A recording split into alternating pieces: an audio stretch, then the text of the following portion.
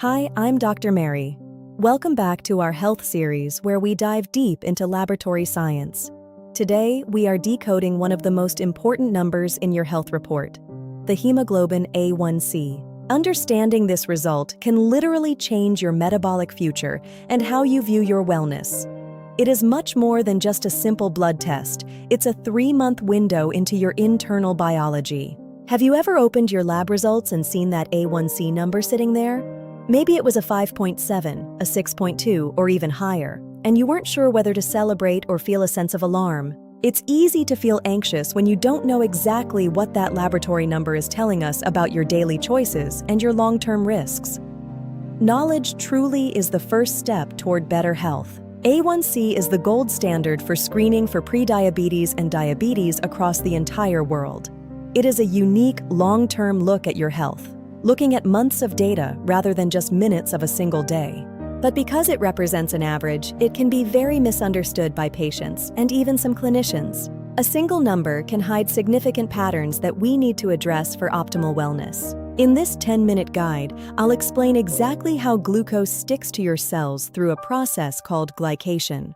We will look at what those ranges really mean and why the direction of the number matters. I'll also cover why certain conditions can make the test appear inaccurate, and most importantly, provide you with a clear 7-step plan to move your metabolic health back in the right direction. Before we dive into the science, please remember, this video is for educational purposes only. It is not personal medical advice or a substitute for a professional diagnosis from your healthcare team. Always review your specific lab results with your doctor or clinician to understand them in your unique context, taking into account your medical history and current symptoms. Let's start with the fascinating biology of this test. What does A1C actually stand for? It stands for hemoglobin A1C. To understand it, we have to go inside your red blood cells. Hemoglobin is a vital protein inside your red blood cells. Its primary job is to carry life-sustaining oxygen throughout your body to every single organ and tissue you possess. But hemoglobin also has a chemical property that makes it sticky around the sugar or glucose in your blood. When they meet, they bond through a biological process we call glycation. Importantly, this bond is largely irreversible. Once the sugar is stuck to that protein, it stays there for the entire life of that cell. It becomes a permanent record of the sugar levels it encountered. Since your red blood cells live for about 90 to 120 days before being recycled, the A1C test can measure the average amount of sugar that has been stuck to them over that entire 3-month window. Think of it like a long exposure photo of your blood sugar instead of a quick flash snapshot. It doesn't tell us how high you were this morning, but how your body has managed sugar for weeks. A finger stick is just one moment in time, heavily influenced by your last meal. But the A1C captures the entire movement, providing a far more stable and reliable trend of your metabolic health. So, what do the numbers actually mean? There are standard ranges we use to determine if your body is in a state of healthy balance or experiencing metabolic stress that needs attention. Generally, an A1C below 5.7% is considered normal. This indicates your body is handling glucose efficiently and keeping it in a safe range most of the time without undue strain on your system. Prediabetes falls between 5.7% and 6.4%. Think of this as your body's early warning light on the dashboard. It's a signal that the keys and locks of your metabolism are starting to struggle.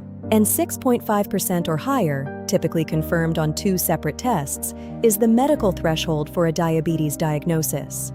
At this point, the metabolic dysfunction is considered chronic and needs active management. But here is a clinical secret. The trend is often more important than the single number. Moving from a 5.1 to a 5.6 over 1 year is a significant signal, even though both are technically normal. We look at direction. One reason A1C can be so confusing is because it is an average, and averages can be very deceptive when it comes to the actual daily biological stress your blood vessels are experiencing. Icky people can have the exact same 5.9% A1C, but totally different daily experiences. One person might have very steady, predictable sugar. Another might have wild spikes after every meal followed by drops. That spiking pattern, even with a normal average, can be far more stressful for your delicate blood vessels and organs. Constant variability triggers inflammation and oxidative stress throughout the body. This is why we now use tools like continuous glucose monitors or simple post-meal checks. These allow us to see the mountain range of your sugar levels that the A1C average might be smoothing over. We also must address the technical side. What can make an A1C test appear inaccurate? Remember, the test is entirely dependent on the health and lifespan of your red blood cells. Anything that changes the lifespan of those cells will skew the result. Iron deficiency anemia or B12 deficiency can make cells live longer, potentially making your A1C appear higher than it really is. Conversely, recent blood loss or the increased cell turnover seen in pregnancy can make your A1C look lower than your actual average. This is why medical context is so important for every lab result. If you have these conditions, your A1C is not useless, but it must be interpreted by a clinician who can weigh it against other metabolic markers and your complete medical history. So, what is the plan if your A1C is trending upward? Whether you've just crossed into prediabetes or you're just proactive, here is your practical, science-backed metabolic success plan. Step 1. Confirm your baseline.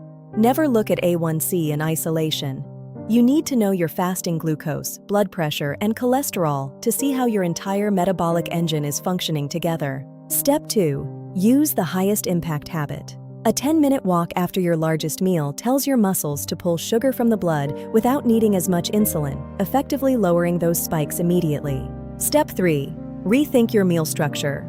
Instead of just cutting out bad foods, focus on adding protein and high-fiber vegetables to every plate. This slows down the sugar's entry into your blood. Step 4. Prioritize your sleep quality. Chronic poor sleep is a major biological stressor that can cause your body to become more insulin-resistant by the very next morning. Sleep is a foundational metabolic need. Step 5. Add strength training. Muscle is metabolically active tissue that acts like a glucose sink.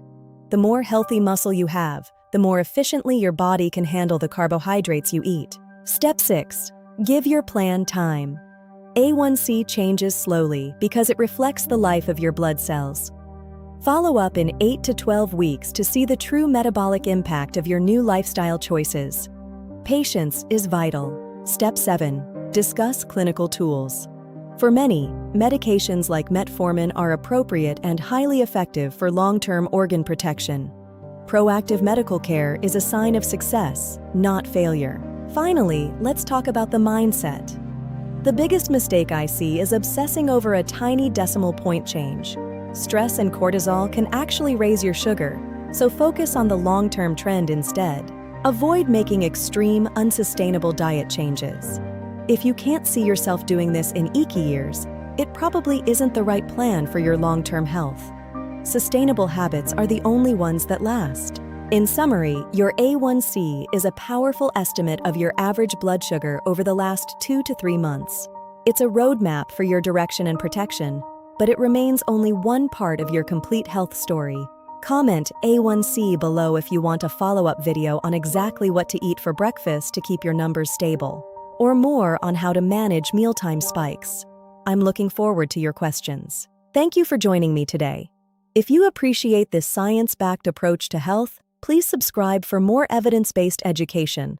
I'll see you in our next deep dive. Be well.